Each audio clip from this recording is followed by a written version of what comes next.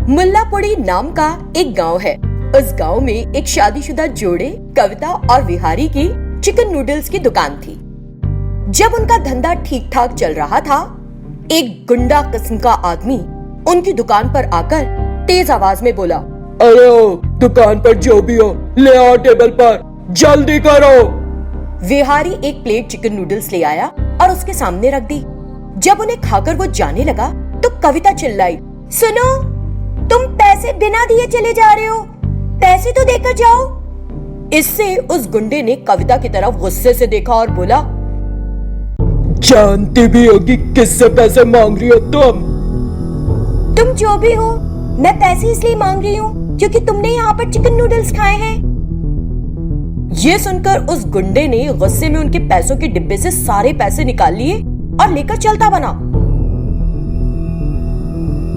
इसका रौब आसपास के 5 गांव में चलता है, इससे मत भिड़ना, नहीं तो धंधे के साथ साथ जान भी खतरे में पड़ जाएगी। संभल कर रहना तुम लोग। उस आदमी की बात सुनकर दोनों पति पत्नी बिना कुछ कहे चुपचाप खड़े रहे। अब तो उस गुंडे ने रोज ही आना शुरू कर दिया। वो आता, चिकन नूडल्स खाता और बिना पैसे दिए चला जाता। ऊपर से अब वो उनसे पैसे भी ऐंठने लगा था। कुछ दिन बीत गए। एक दिन कविता अपनी दुकान पर देर शाम अकेली बैठी थी। तभी अचानक वो मवाली वहां आया और बोला, ए, जल्दी से कुछ खाने को ला कर दे। रात हो चुकी है, इस वक्त खाने के लिए कुछ नहीं है, मैं अपने पति का इंतजार कर रही हूँ। वो मवाली नाराज हो गया और बोला, तो अभी बना कर दे कुछ, नहीं तो नदी में तेरी लाश बहती दिखाई देगी। इस धमकी से कविता डर गई और रोते हुए अंदर चली गई। उस मवाली ने वहाँ बहुत देर तक इंतजार किया। जब वो नूडल्स लेकर नहीं आई तो वो अंदर घुस गया और देखा, उस समय कविता उसकी तरफ पीठ किए खड़ी थी। क्या कर रही है तू? कुछ खाने को क्यों नहीं ला रही अब तक? मैं तुम्हारे लिए चिकन नूडल्स बना रही हूँ। इस तरह उसने बहुत जोर का अट्टहास लगाया और गुंडे की तरफ पलट कर देखा। उसे देखकर वो डर के और चीख पड़ा, चुड़ैल, चुड़ैल, चुड़ैल, चुड़ैल। ये कहते हुए वो दुकान से बाहर भागा, लेकिन वो चुड़ैल उसका पीछा करने लगी। अरे बिना खाए कहाँ जा रहा है तू? मेरी गर्मा गर्म चिकन नूडल्स तेरी खातिर बनाए हैं, आ खा के जा।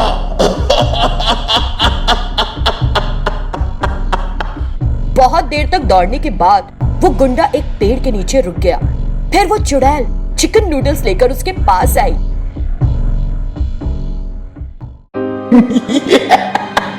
खाना गरम गरम चिकन नूडल्स खा, नहीं तो मैं तेरे शरीर के भी ऐसे ही पतले पतले टुकड़े करके चिकन नूडल्स बना दूंगी। हाँ, कौन तू? मेरा पीछा क्यों कर रही है? तभी वो चुड़ैल कविता के शरीर से बाहर आ गई और बोली, तू नहीं पहचाना कि मैं कौन हूँ? मैं तेरी बीवी हूँ नासपीटे, जिसे तूने बड़ी बेरहमी से मार डाला था। मैंने सोचा था कि मेरी मौत के बाद तू सुधर जाएगा, लेकिन तूने अपना मवाली पना नहीं छोड़ा। तू अभी भी सबको परेशान कर रहा है। वो कहीं दूर से आकर यहाँ अपनी चिकन नूडल्स की दुकान चला रहे हैं और तू उनकी मेहनत की कमाई को रोज रोज छीन कर ले जाता है। कितने दिन से ये होते देख रही हूँ मैं। मुझे बड़ी उम्मीद थी कि तू बदल जाएगा, लेकिन तू सुधरा नहीं बल्कि और दुष्ट हो गया। तो जैसे राक्षसों को इंसानों के साथ रहने का कोई हक नहीं, तो पूरे समाज के लिए बड़ी मुसीबत है। मैं तुझे अभी खत्म कर डालूंगी, समझा? ये कहते हुए उस चुड़ैल ने उसे कसकर पकड़ लिया। नहीं प्रभा, मुझे छोड़ दो, प्लीज मुझे छोड़ दो, मैं सुधर जाऊंगा, मैं सुधर जाऊंगा, मुझे मत मारो। वो जब इस तरह गिड़गिड़ाने लगा तो ये देखकर कविता ने कहा, प्लीज छोड़ दो उसे, वो कह रहा है कि अब सुधर जाएगा, इसलिए छोड़ दो उसे। देखा, इसे कहते इंसानियत, जबकि तू उसका दुश्मन है, फिर भी तेरी तरफ से मुझे समझा रही है वो। तूने उनका कितना नुकसान किया है पता भी है। ये कहते हुए उस चुड़ैल ने उसे छोड़ दिया। सिस्टर प्लीज अपने ब्रदर को एक बार माफ कर दो। मेरी वजह से तुमको नुकसान झेलना पड़ा। मैं बहुत सॉरी हूँ, सॉरी। फिर कभी परेशान नहीं करूंगा मैं तुमको, मैं कसम खाता है। अब तो सुधर जा, कम से कम कुछ धंधा कर, मेहनत की कमाई से खा। तुम मुझसे कौन सा धंधा करने के लिए कह रही हो? मैं सारा पैसा खाने और शराब पीने में खर्च कर चुका हूँ। तो फिर चल मेरे साथ। ये कहते हुए वो चुड़ैल उसे घर ले गई। फिर उसने उनके अपने घर को एक बड़े से होटल में बदल दिया। ये देखकर वो मवाली भौचक्का रह गया। देखा, अब हमारा घर एक होटल बन गया है। मैं यहाँ तरह तरह के पकवान पकाऊंगी, तू उससे लोगों को खिलाकर पैसे कमा। नहीं तो तू जानता है कि मैं क्या करूंगी। ये सुनकर उसने हामी भरी। अगले दिन सुबह उन्होंने अपना होटल शुरू भी कर दिया। उस चुड़ैल ने कई तरह के पकवान बनाए, चिकन नूडल्स भी, और उसके पति ने ग्राहकों से ऑर्डर लिए और बड़ी शराफत से उन्हें पकवान परोसे। इस तरह उस होटल को चलाते हुए मेहनत की कमाई करके वो दोनों खुश रहने लगे।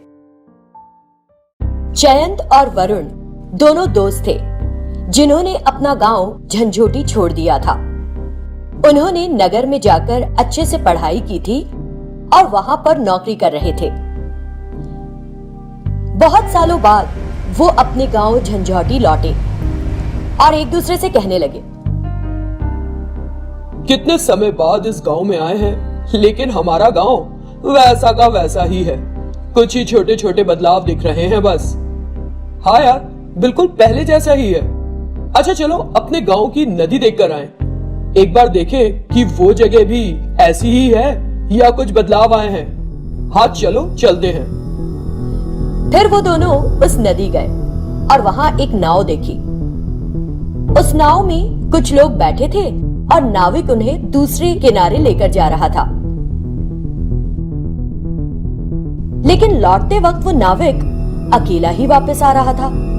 ये देखकर दोनों को हैरानी हुई। ये क्या? वो कुछ लोगों को उस नाव में लेकर गया था, लेकिन वापस अकेला आया है। मुझे कुछ समझ नहीं आया। वो दूसरे किनारे तक तो नहीं गया था। इसी बीच वो नाविक किनारे पहुंच गया। फौरन दोनों ने उससे पूछा, अरे क्यों? तुम लोगों को दूसरे किनारे लेकर गए, लेकिन बीच से ही वापस आ गए, और वो भी अकेले? यहाँ एक भूमिगत मछली बाजार है साहब। मैं लोगों को ले जाकर वहाँ छोड़ देता हूँ, और जिन्हें वापस आना होता है तो वापस किनारे ले भी आता हूँ। ये बात सुनकर वो हैरान हो गए और बोले, अच्छा तो हमें भी लेकर चलो जरा अपनी नाव में। वो दोनों उस नाव में बैठ गए। फिर जयंत और वरुण उस अंडरग्राउंड मछली बाजार में गए। वहां तो हर तरह की मछलियां थीं। उन्हें देखकर दोनों के दोनों दंग रह गए। इसी बीच उन्हें वहां उनका दोस्त अरविंद दिखाई देता है। दोनों ने उसे देखकर मुंह फेर लिया, लेकिन तभी अरविंद ने उन्हें देख लिया और कहा, अरे यार, कैसे हो तुम दोनों? हम ठीक है, लेकिन तुम जरा भी नहीं बदले। अगर तुमने हमारी तरह ढंग से पढ़ाई लिखाई की होती तो आराम से आज एसी में बैठकर ढेर सारा पैसा कमा रहे होते। बेचारे तुम यही गांव में सड़ रहे हो। छोड़ दो जयंत, उसे हमारी बात नहीं समझ आएगी। भैंस के आगे बीन मत बजाओ। अच्छा अरविंद, ये तो बताओ कि यहाँ कैसे मछली खरीदने आए थे क्या? लेकिन लगता है कि यहाँ दाम बहुत ज्यादा है। क्या तुम इस दाम पर मछली खरीद सकोगे? अच्छा छोड़ो, ये बताओ कि इस मार्केट का मालिक कौन है? तभी उनके पास खड़े एक आदमी ने कहा, इस मार्केट के मालिक वही हैं जिनका दिल तुमने अभी अभी अपनी कड़वी बातों से छलनी किया है। हाँ, उसने अपनी पढ़ाई जरूर नहीं की, लेकिन ईश्वर ने उसे एक सोना दिल और बेहद अच्छा दिमाग दिया है। अपनी बुद्धि के दम पर वो इतने बड़े मार्केट को सुचारू रूप से चला रहा है। तुम शिक्षित होने के लिए नहीं, बल्कि पैसा कमाने की सोचकर अपना गांव छोड़कर चले गए थे, लेकिन वो अपने गांव में रहकर ही कामयाब है। अब बताओ मुझे, कौन हुआ महान? ये सुनकर दोनों दोस्त बेहद शर्मिंदा हुए। अरविंद, हमें माफ कर दो यार, हमने तुम्हारा बहुत अपमान किया। कोई बात नहीं दोस्तों, तुम दोनों मेरे बचपन के साथी हो। इतनी छोटी छोटी बातों पर मैं ध्यान नहीं देता हूँ। ये कहते हुए उसने उन्हें कई तरह की मछलियां दी और कहा, ये मछलियां बहुत जायकेदार बनती हैं, इन्हें जरूर पकाकर खाना। उन्होंने मछलियां ले ली और बोले, अरविंद, तुम्हें इतना शानदार आइडिया आया कैसे? कुछ नहीं यार, हर कोई यही कहता था कि मैं एकदम निठल्ला हूं, लेकिन मैंने किसी की बात का बुरा नहीं माना। मुझे खुद पर यकीन था कि एक दिन कुछ बेहद अनोखा कर दिखाऊंगा। फिर मुझे यह आइडिया आया, यहाँ आसपास किसी भी गांव में ना अंडरग्राउंड मछली मार्केट है ही नहीं, इसलिए लगा कि अच्छा होगा अगर इसे यहाँ शुरू करूं, इसलिए बस कर लिया। अब मेरा ये मार्केट अच्छा चल रहा है। मैं बहुत जल्द अंडरग्राउंड सुपरमार्केट और अंडरग्राउंड शॉपिंग मॉल भी शुरू करूंगा। ये सुनकर दोनों दोस्त हैरानी से बोले, हम तुम्हारे लिए बहुत खुश हैं दोस्त, तुम तो सबके लिए एक आदर्श हो। हम दिल से चाहते हैं कि तुम एक बड़े आदमी बन जाओ और दिन दूनी रात चौगुनी तरक्की करो। ये सुनकर अरविंद बहुत खुश हुआ और बोला, मेरा हौसला बढ़ाने के लिए तुम दोनों का शुक्रिया। इस तरह अरविंद ने अपनी दूर की सोच का इस्तेमाल करते हुए एक अंडरग्राउंड फिश मार्केट शुरू कर लिया और पैसों के साथ साथ अच्छा नाम भी कमाया।